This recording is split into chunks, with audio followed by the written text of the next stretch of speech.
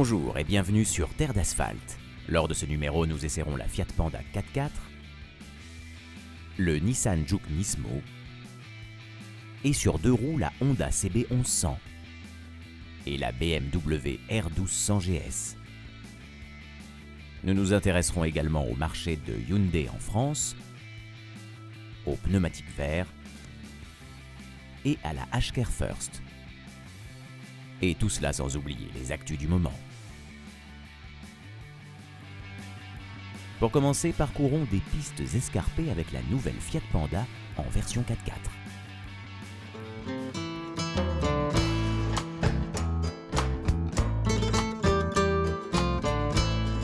La Fiat Panda et le 4x4, c'est une romance à l'italienne. La première génération proposait dès 1983 un tel châssis. 30 ans après, la Panda nous revient donc toujours en 4 roues motrices, toujours baroudeuse dans l'âme, mais avec une technologie qui a fort heureusement évolué au fil des années. Alors en fait, la première Panda née il y a plus de 33 ans était avec un système à crabot. La deuxième génération, apparue en 2004, était avec un système de viscocoupleur, c'est-à-dire que lorsqu'il y avait patinage des roues, l'huile dans le viscose se durcissait et accouplait le train arrière et le train avant. Et avec cette troisième génération, on a un système plus évolué, hydraulique. L'accouplement entre l'essuie-arrière avant et l'essuie arrière se fait avec un système d'embrayage et une pompe à huile.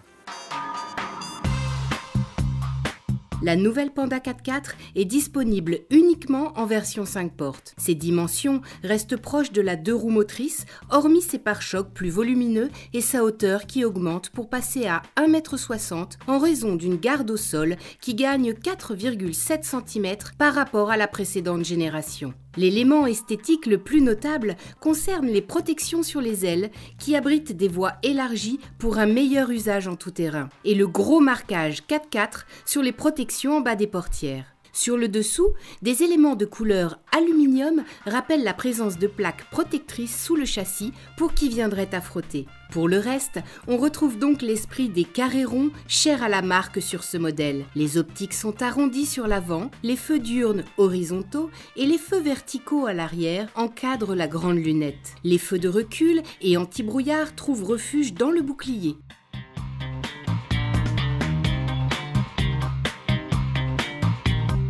Notre Panda arbore une teinte verte kaki qui va fort bien à cette version. Barracuda en aurait fait sa voiture de ville. Cette couleur est aussi présente sur la planche de bord qui ne diffère pas d'une Panda standard. Les angles droits sont toujours absents du bouton de la climatisation à la forme du levier de vitesse. L'accueil à l'arrière convient à 2 adultes ou 3 enfants. La hauteur sous pavillon étant suffisante. Les sièges intègrent une tablette ou des vides-poches à fermeture éclair et s'adaptent particulièrement bien à l'esprit de ce modèle. On peut opter pour une banquette coulissante qui permet d'offrir un peu plus de place au coffre de base de 225 litres.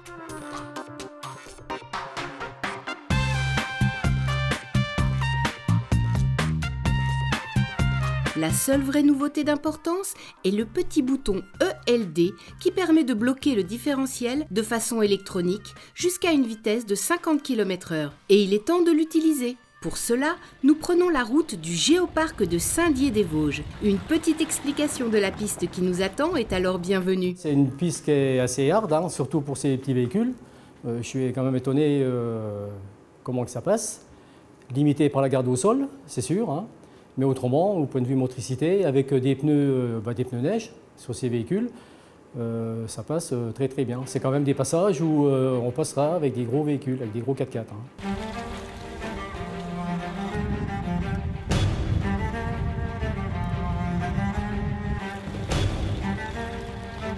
Le terrain est délicat, mais la Panda 4x4 offre d'étonnantes capacités de franchissement pour un tel modèle. Capable d'avaler des dévers de 55% et des pentes de 70%, elle s'affranchit de nombreux obstacles avec un angle de sortie de 36 degrés et un angle d'attaque de 21 degrés qui fera d'ailleurs plus souvent toucher l'avant que l'arrière sur les pistes. Mais la valeur n'est en rien ridicule. L'empattement réduit offre aussi la possibilité de passer des dodanes très marquées. Ce qui frappe dès les premiers tours de roue en tout terrain, ce n'est pas l'assise un peu plus élevée que sur la 2 roues motrices, mais la facilité à manœuvrer dans des passages étroits. La légèreté de l'auto, sa compacité et son agréable rayon de braquage lui permettent de se faufiler sans peine sur les pistes les plus étriquées. Équipée de séries de pneus Mud and Snow, la motricité se montre remarquable sur les terrains boueux. La nouvelle Fiat Panda 4x4 utilise un coupleur hydraulique commandé par une centrale électronique. La motricité entre l'avant et l'arrière est transmise dans une proportion maximale de 50-50. L'intérêt de ce système, outre son entretien nul, est de réagir en 1/10 de seconde. Le système de contrôle de stabilité est équipé de série de la fonction ELD qui permet de bloquer le différentiel électroniquement. Il se désenclenche automatiquement au-delà de 50 km/h.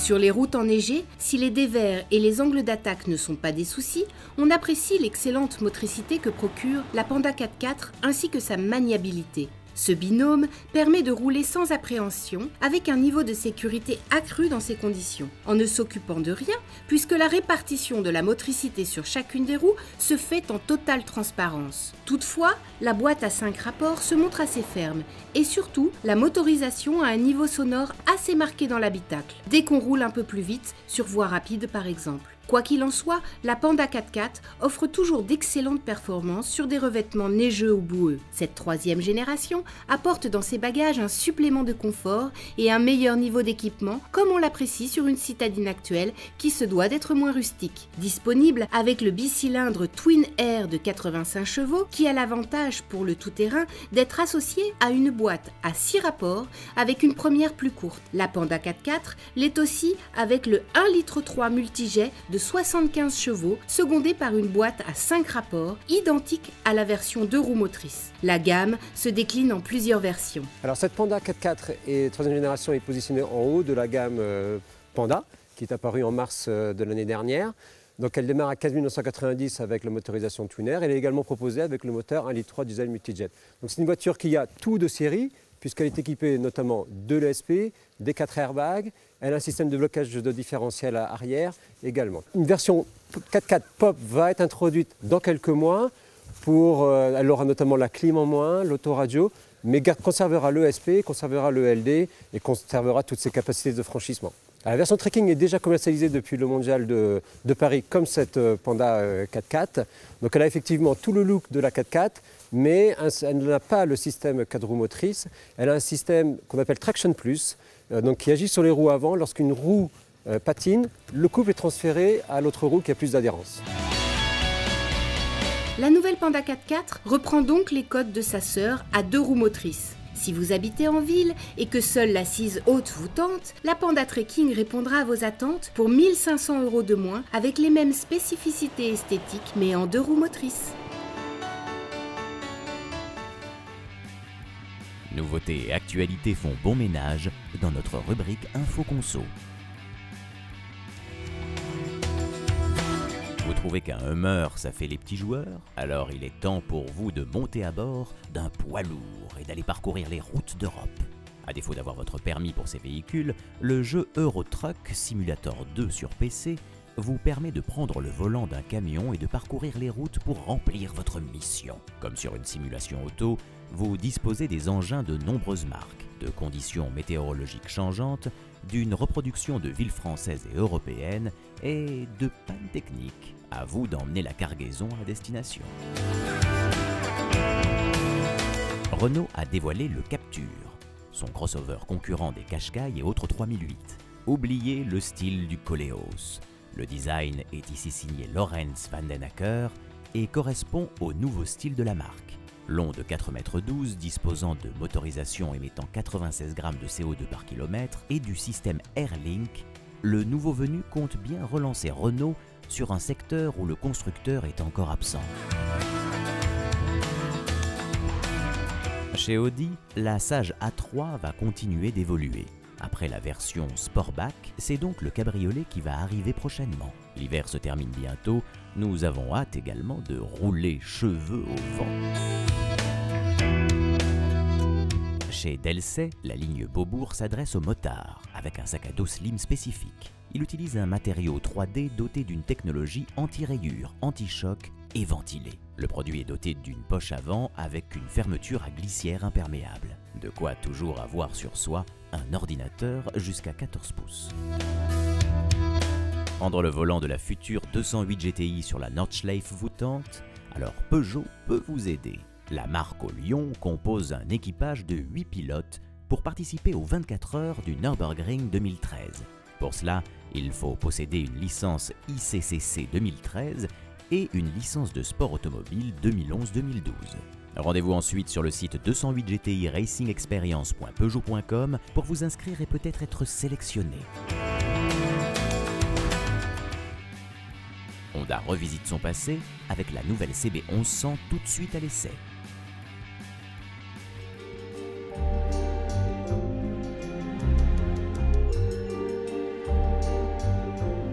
En 2007, au salon de Tokyo, Honda lançait sa CB 1100F Concept. La marque mettait une roue dans son passé en rappelant l'époque de la CB 750-4. Bon accueil aidant, la CB 1100 était alors arrivée sur le marché japonais. Mais l'Europe semblait punie malgré l'insistance des nombreux importateurs. En 2013, la page est enfin tournée et la CB 1100 débarque sur le vieux continent avec une grosse dose de vintage et une dosette de modernité essentiellement pour la sécurité.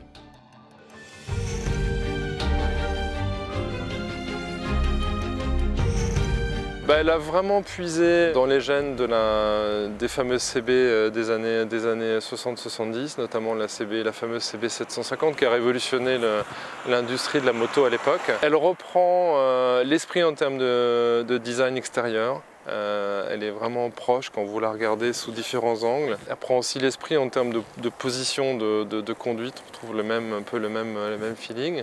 Après, beaucoup de détails, beaucoup de clins d'œil, et je dirais le point commun principal, c'est la motorisation. Donc bien sûr un 4 cylindres en ligne, refroidissement à air.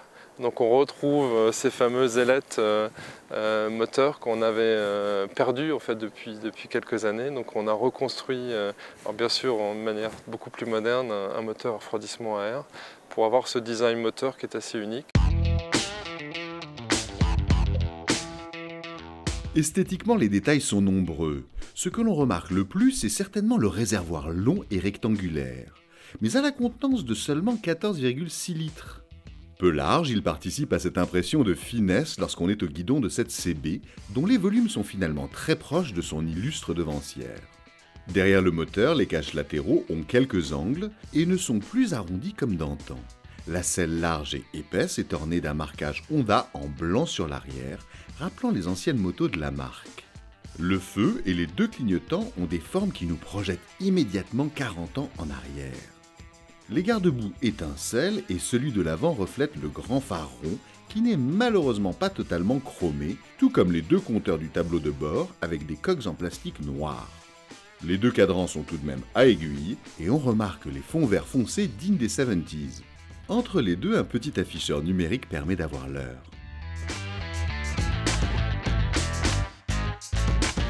Au chapitre des petits regrets, l'ergot de la béquille latérale est trop proche du repose-pied pour être facilement attrapé.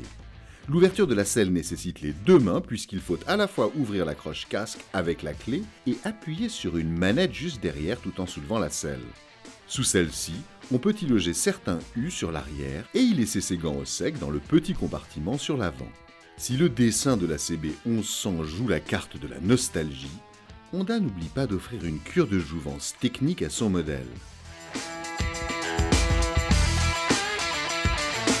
C'est un produit donc techniquement dans l'air du temps, avec un freinage ABS combiné notamment, moteur à injection avec faible consommation, faibles émissions. Voilà, donc c'est un produit extrêmement moderne dans sa conception aussi.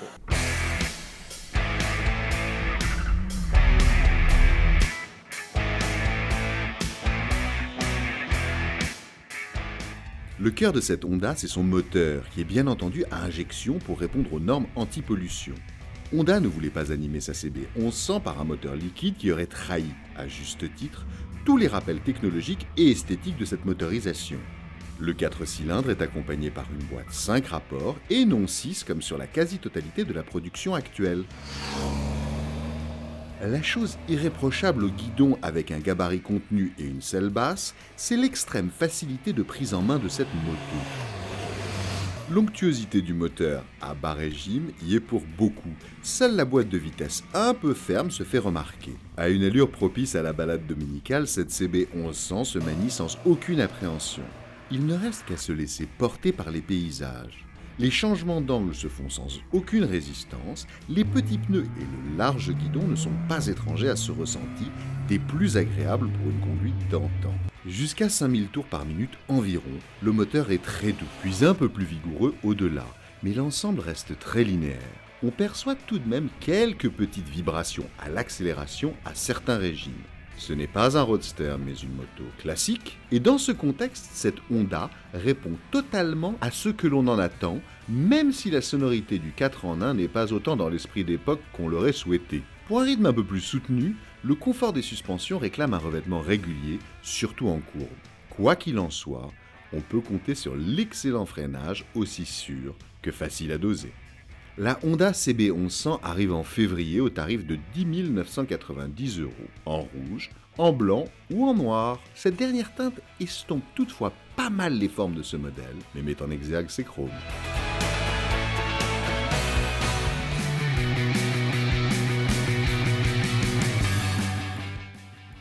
La marque coréenne fait parler d'elle.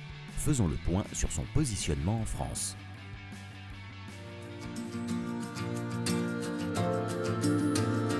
Alors que de nombreuses marques affichent des chiffres de vente en berne, quelques-unes arrivent à tirer leur épingle du jeu. C'est le cas pour le groupe Hyundai, une réussite qui a de quoi agacer des concurrents. Nous avons fait le point sur la position de Hyundai en France, en commençant par ses parts de marché. En termes de vente, nous avons réussi à croître de près de 42%, donc sur un marché qui était en déclin de 14 points, donc on est plutôt une bonne réussite, une bonne dynamique de la marque, avec bien sûr 1,5% de part de marché, donc qui reste quand même relativement moyen par rapport aux résultats européens qui dépassent les 3 points de part de marché. Concernant l'image, eh bien, nous avons beaucoup investi en termes de communication, bien sûr lié à l'arrivée des nouveaux produits. Nous avons lancé 7 nouveaux produits cette année, et lié aussi au nouveau design et au nouveau positionnement de la marque qui se veut moderne premium, c'est-à-dire d'accès à des prestations premium à des prix de généralistes. Il y a peu, les modèles de la marque ne faisaient pourtant pas spécialement envie. Au-delà du changement de prononciation passant de Hyundai à Hyundai, qui est sa phonétique d'origine, le changement est surtout à chercher du côté des produits proposés. Les raisons sont liées d'abord au design. Ce sont des voitures qui sont européennes, qui ont été imaginées dans notre centre de recherche et développement à Francfort et qui ont fait l'objet d'une fabrication européenne. Donc en clair, on s'est adapté aux besoins de nos consommateurs et nous avons aujourd'hui, à travers l'évolution du design, attiré beaucoup plus d'émotions que représentait la marque il y a encore quelques temps. Et nous avons, sur des choses assez tangibles, pragmatiques, comme la garantie 5 ans de kilométrage illimité, ajouté de l'émotionnel à travers le nouveau design. Et force est de constater que ça plaît à nos futurs et actuels consommateurs. Alors, les ambitions sont plutôt moyen terme. Nous souhaitons aller atteindre assez rapidement 3% du marché français, c'est-à-dire doubler les ventes de l'année dernière. Bien sûr qu'il y a une étape 2013 avec l'arrivée de 3 nouveaux produits. Le premier, ce sera l'évolution du Santa Fe. Nous avons lancé fin d'année dernière avec une version longue qui va permettre notamment d'attirer des clients qui ont besoin de beaucoup d'espace. L'innovation est aujourd'hui un élément différenciant majeur pour les marques, en particulier dans le domaine de l'écologie. Sur ce secteur aussi, le Coréen annonce sa stratégie pour les années à venir. Tout d'abord, on s'est efforcé déjà de diminuer d'une manière très importante les émissions de nos moteurs actuels, les moteurs thermiques classiques, au fur et à mesure des lancements des nouveaux produits, voire de l'évolution des produits. Donc déjà une baisse de CO2 très forte au niveau de nos produits actuels. Et nous lançons, en tout cas nous avons présenté au Salon de Paris, une nouvelle technologie qui utilise l'hydrogène, qui est avec une pile à combustible qui alimente une voiture électrique. Ce qui a l'avantage de n'émettre 0% de CO2, puisque nous n'émettons que de l'eau, et avec une autonomie qui approche les 600 km. Donc en clair, un véhicule électrique réalimenté par de l'hydrogène qui permet zéro émission et une vraie autonomie. Donc nous lançons quelques véhicules sur 2013 et nous pensons que le marché mondial, dans les années qui vont venir, va s'orienter vers ce type de solution. Aujourd'hui, iX35, i20 et i30 composent le podium de la marque sur le marché français. Hyundai affiche 200 concessions et en annonce 40 de plus dans l'année à venir. Autant dire que les ambitions ne manquent pas. Et il faudra garder un œil sur les nouveautés à venir. Prochain rendez-vous pour quelques surprises, le Salon de Genève.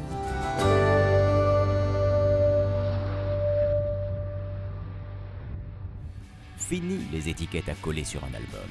Les fiches techniques, c'est en vidéo et dans Terre d'asphalte avec la Nissan GT-R 2012.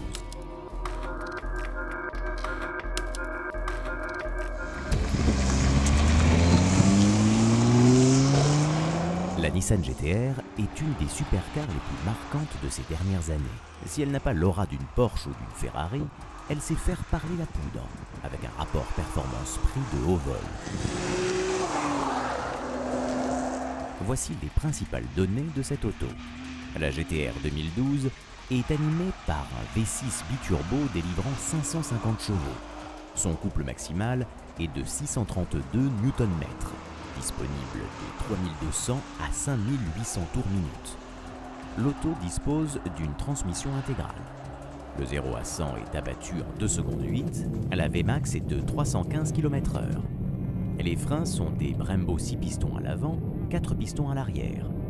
À vide, la GT-R pèse 1740 kg. La consommation est indiquée par le constructeur à 11,8 litres au 100 en cycle mixte. Sur piste à l'attaque, nous l'avons constaté à 57 litres au 100. Le taux d'émission de CO2 est de 275 grammes par kilomètre. La Nissan GT-R millésime 2012 est disponible à partir de 91 400 € TTC.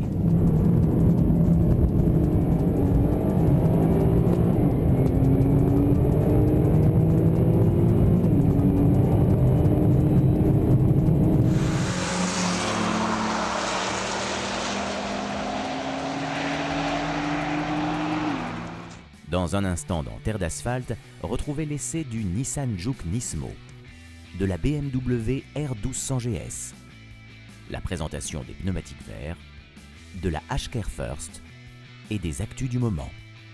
A tout de suite.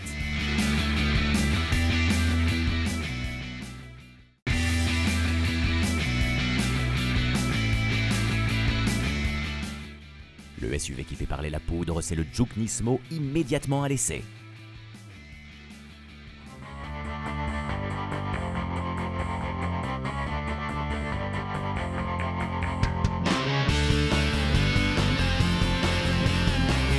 À sa sortie, le Nissan Juke en a laissé plus d'un dubitatif, voire moqueur.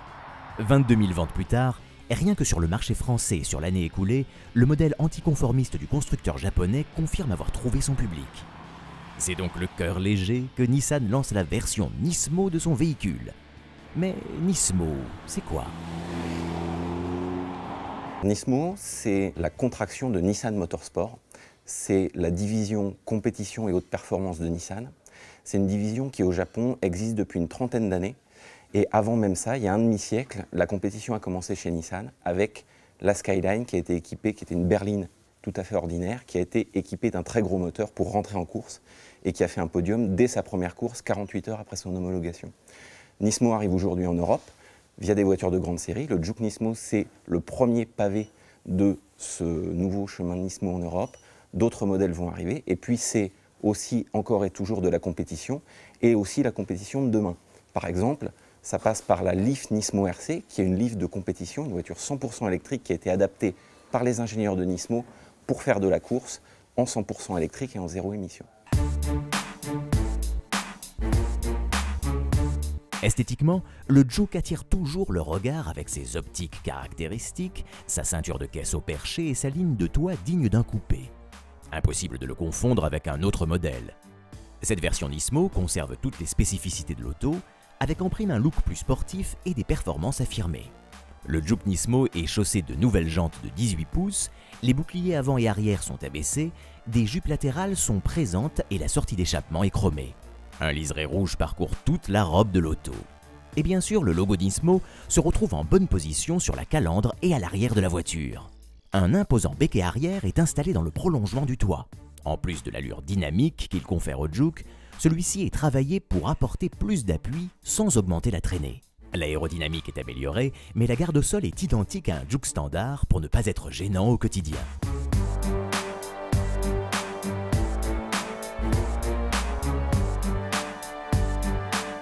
Le style s'affirme aussi à l'intérieur avec le même soin. Les sièges baquets en cuir suédé reçoivent une surpiqûre rouge et un logo Nismo brodé en haut du dossier. Le maintien est correct sans entraver l'installation à bord, un compromis idéal entre le confort et la sportivité. Le volant reçoit également un traitement spécifique mêlant cuir et alcantara pour une excellente prise en main. On remarque la partie supérieure en cuir avec le point 0 en rouge. Des matières et des coloris que l'on retrouve sur le pommeau du levier de vitesse. Le cadran du compte-tours est à fond rouge pour une ambiance plus sportive lorsqu'on jette un œil au tableau de bord. L'équipement technologique est identique à celui de la plus haute finition Tecna, en dehors de l'écran de la console centrale qui passe de 5 à 5 pouces 8. On retrouve notamment le combiné qui affiche la climatisation et les différents modes de conduite. L'espace à bord est identique à l'avant et à l'arrière où la place aux genoux est un peu réduite. L'espace dans le coffre est lui aussi semblable au Juke standard et un peu limité.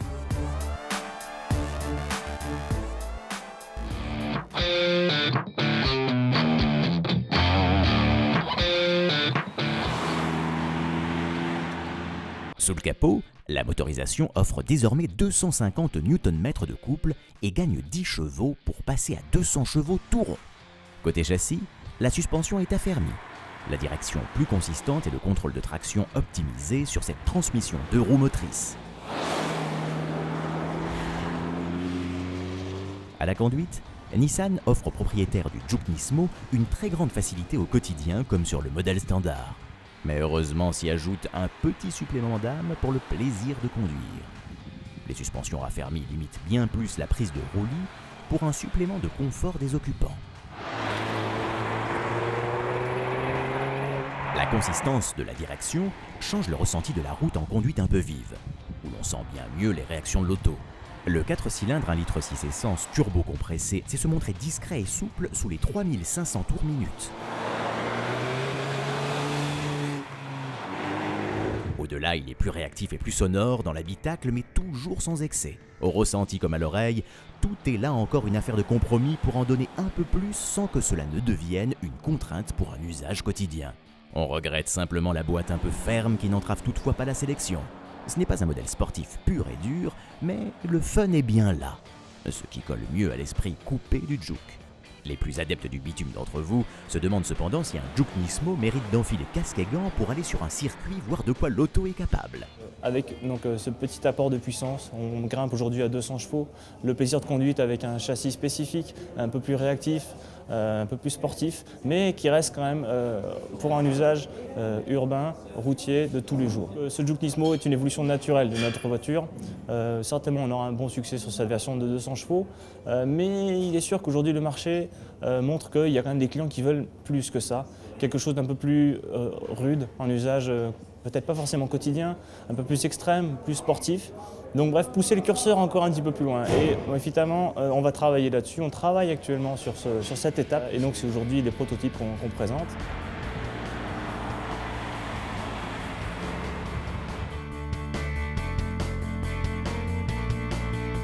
Notre Juke Nismo est disponible à partir de 26 490 €.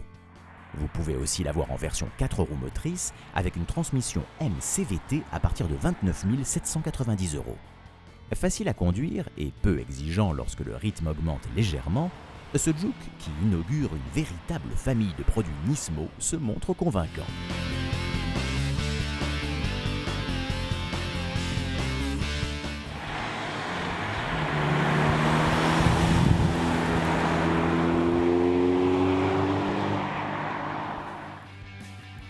Encore plus d'infos immédiatement avec les actualités du moment.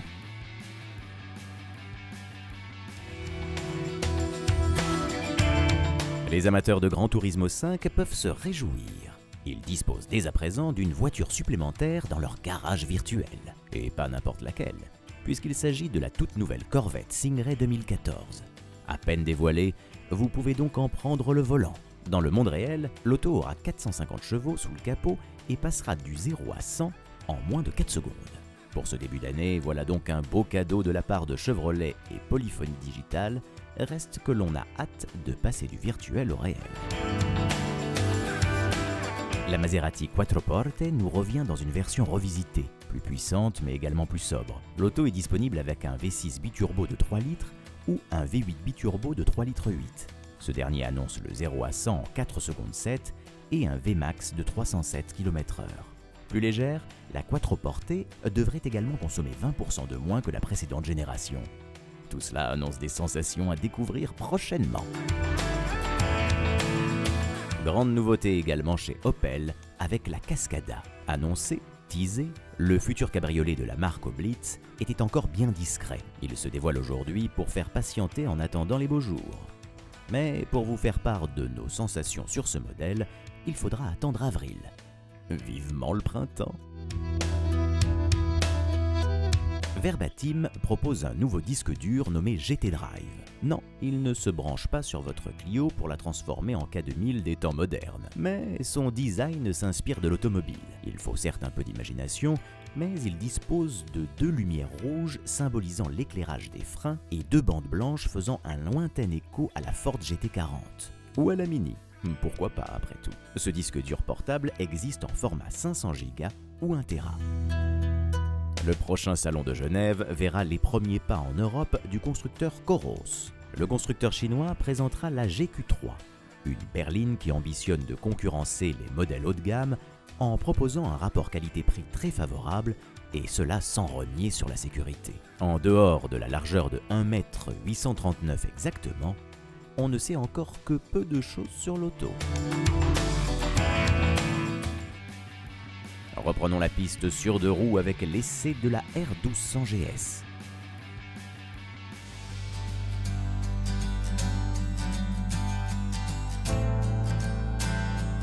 L'arrivée de la nouvelle GS marque 2 anniversaires, les 90 ans de BMW Motorrad et les 30 ans de ce modèle au succès incontestable. Cette machine à tout faire est devenue au fil des ans un fleuron de la marque allemande. Sur tous les terrains, la GS avale les kilomètres avec aisance. Révolutionner un tel couteau suisse n'est pas chose aisée. Et pourtant, BMW a presque tout changé sur la nouvelle R1200 GS. Son objectif est de faire mieux que la précédente génération, tout en gardant l'esprit de la GS intact. Reste à vérifier si le challenge est relevé.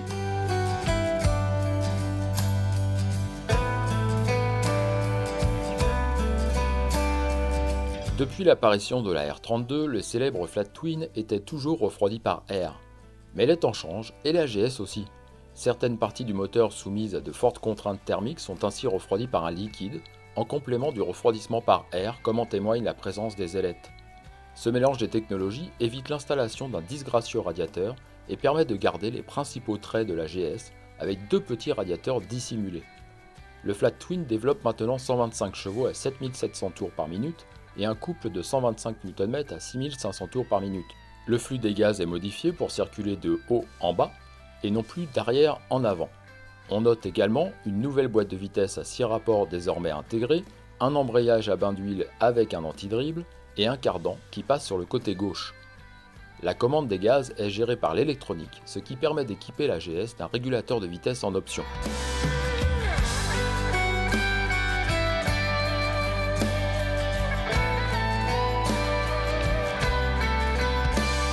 On peut disposer de phares, de feux arrière et de feux diurnes intégralement à LED. À la main gauche, la molette commande la navigation.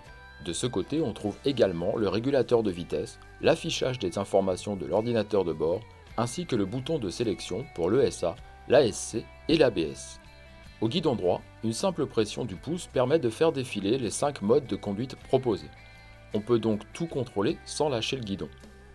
La selle est un peu plus étroite sur l'avant, pour faciliter la pose des pieds à terre. Pour le pilote, elle peut être réglée sur 2 hauteurs et sur 2 inclinaisons, alors que celle du passager bénéficie de 2 positions, en avant ou en arrière. Enfin, la hauteur du pare-brise se modifie via une molette d'une seule main, plus besoin de s'arrêter.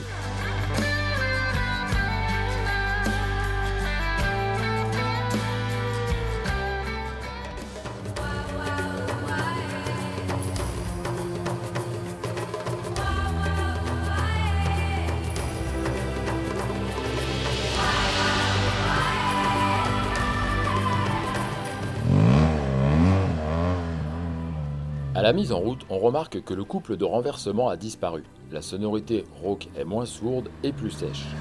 Fort heureusement, le boxeur se reconnaît toujours très distinctement et sait donner de la voix lorsqu'on ouvre les gaz en grand. On peut choisir le mode de conduite souhaité d'une simple pression sur le bouton à l'arrêt. Mais une fois en route, il faudra couper les gaz et actionner l'embrayage. Sans aucun doute, le flat est plus réactif avec moins d'inertie et offre de franches relances dès 1500 à 2000 tours par minute selon le rapport engagé. On peut ressentir, lorsqu'on y prête attention, un très léger fléchissement vers 5500 tours par minute avant un petit surplus de tonicité à partir de 6000 tours. Le nouveau Boxer est assez linéaire et autorise à la fois un excellent rythme de croisière sur les routes secondaires et un fin dosage des gaz en tout terrain. La nouvelle boîte de vitesse intégrée offre une sélection rapide et franche, même si on l'entend toujours. L'anti-dribble est efficace, même en TT, en cas d'adhérence précaire sur un terrain irrégulier.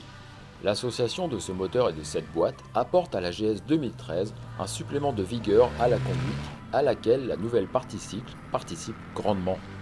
Avec les suspensions semi-actives présentes sur notre GS d'essai, toutes les irrégularités de la route sont effacées, même les rainures et les trous parfaitement visibles ne sont pas ressentis sur nos appuis. Les différences entre l'ancien ESA sont importantes, puisque le précédent évitait juste de faire les pré-réglages à la main. Le nouveau adapte automatiquement l'amortissement à la route. On peut changer le réglage de l'ESA une fois le mode de conduite sélectionné, mais si on change à nouveau de mode, il re-réglera l'ESA en fonction.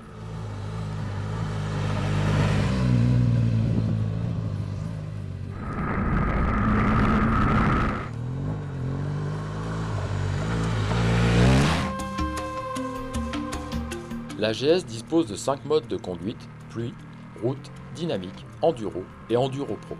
Ceci joue sur la réponse du moteur, le niveau d'intervention de l'antipatinage ASC, l'ABS avant-arrière et les suspensions semi-actives proposées en option. Ces modes apportent un vrai avantage, notamment sur les pistes de terre avec les modes enduro. Il est assez simple de faire patiner la roue arrière en courbe pour une légère dérive, et la réponse plus douce de l'accélérateur facilite la recherche de la motricité sur le mode enduro de base. Il ne se contente donc pas d'accentuer la souplesse du moteur, son rôle est plus complet. Même en TT, l'intervention de l'anti-patinage est bien plus discret qu'avant, et on l'oublie presque sur une route avec un mauvais revêtement. Même remarque pour l'ABS, bien plus fin lorsqu'il rentre en fonction.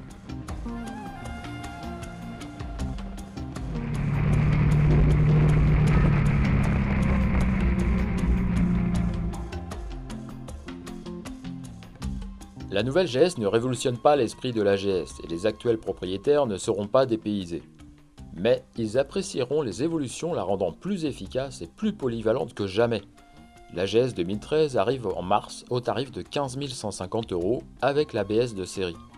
Pour l'antipatinage et les suspensions semi-actives, on peut opter pour le pack dynamique à 2115 €. Le régulateur de vitesse est inclus au pack essentiel à 1070 €, soit un total de 18 335 €. Cela est moins cher qu'une Ducati Multistrada S Touring, qui a certes des valises pour 1655 € de plus, mais pas l'indispensable cardan, tant apprécié par les gros rouleurs.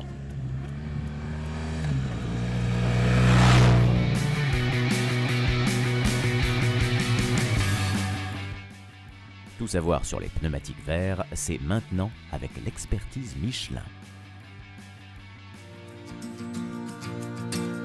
On voit souvent le pneu comme essentiel pour la maîtrise de la route, mais on oublie souvent qu'il intervient aussi dans la consommation d'énergie. Pour bien comprendre ce rôle majeur, il faut revenir aux origines des pneumatiques et de leur évolution. Les pneus ont plus de 100 ans. Et depuis plus de 100 ans, Michelin innove chaque jour pour faire progresser les pneus sur 4 dimensions. La sécurité d'abord, essentielle. Deuxième élément, l'efficacité du pneu. Le pneu doit durer plus longtemps. Il doit consommer moins d'énergie. Et puis, troisième point, le respect de l'environnement. Et puis, enfin, quatrième point, le plaisir de conduire, parce que sans plaisir de conduire, sans confort dans les voitures, on n'aurait pas fait évoluer les voitures comme elles ont évolué aujourd'hui. Alors, les grandes étapes de l'histoire du pneu, on a eu au tout début les pneus. Ils duraient pas très longtemps, ils avaient besoin de beaucoup d'énergie, ils n'étaient pas confortables.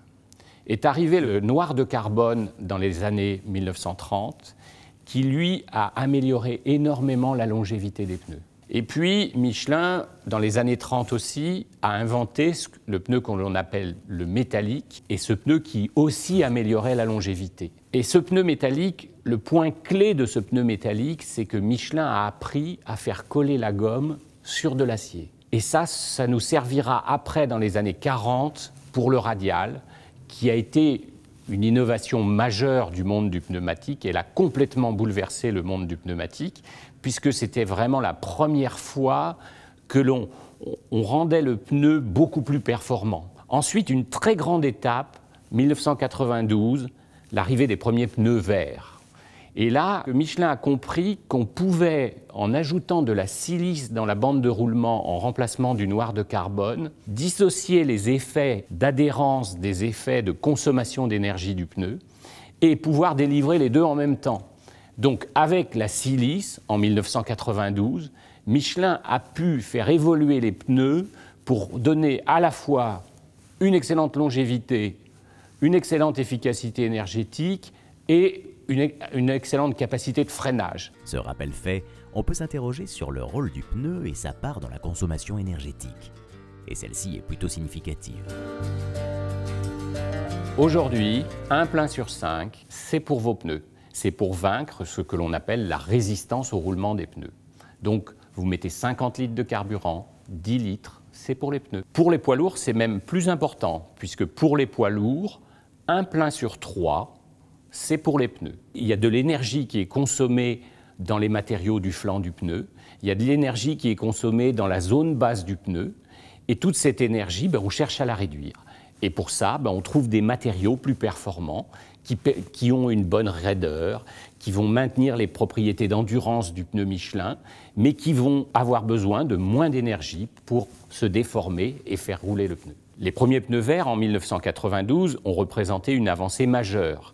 Mais si on prend la 5e génération de pneus verts aujourd'hui, eh bien entre les deux, on a doublé l'efficacité énergétique des pneus. Les progrès que l'on a faits avec nos pneus verts depuis 1992 nous ont permis d'économiser de l'ordre de 40 millions de tonnes de CO2 par le seul fait qu'on a fait des pneus plus performants. Si le pneu évolue pour plus d'économie et d'écologie, la révolution vient aussi des véhicules. Les autos changent et les modèles électriques changent la façon de concevoir les pneus. L'arrivée des véhicules électriques nous crée un challenge pour nous très intéressant parce que le cahier des charges d'un véhicule électrique n'est pas du tout le même que le cahier des charges d'un véhicule thermique. Ce travail a permis de développer un pneu spécifique pour les véhicules électriques, c'est le Michelin Energy EV, et ce pneu est le premier pneu qui a été homologué par un constructeur et qui est classé à la fois A en efficacité énergétique et A en freinage sur sol mouillé dans le nouveau système de l'étiquette européenne. Le manufacturier français travaille également sur des systèmes propulseurs, mais cela nous en reparlerons bientôt. La moto aussi se met à l'électrique avec la Luciole et la First de la société Ashker.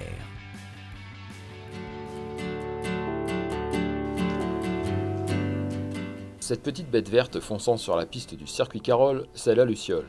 Le prototype de la société Ashker annonce une génération de motos de vitesse à propulsion électrique. Et la première version à être commercialisée sera la bien nommée First.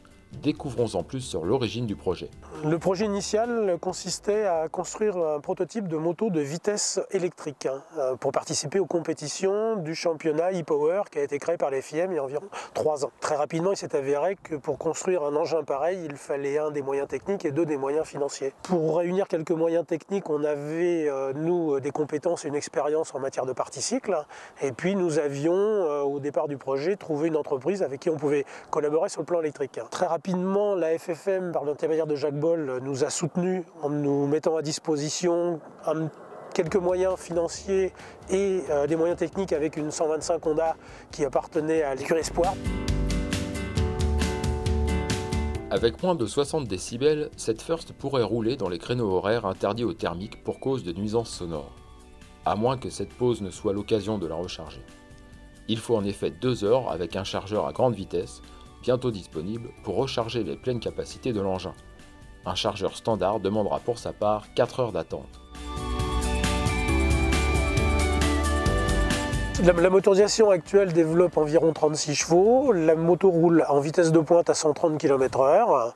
Elle pèse 160 kg, dont 70 kg uniquement pour les batteries. L'autonomie sur un circuit extrêmement sinueux est d'environ 1 heure. Et sur un circuit comme le circuit Carole, où la FFM nous accueille, il est d'environ 40 à 45 minutes.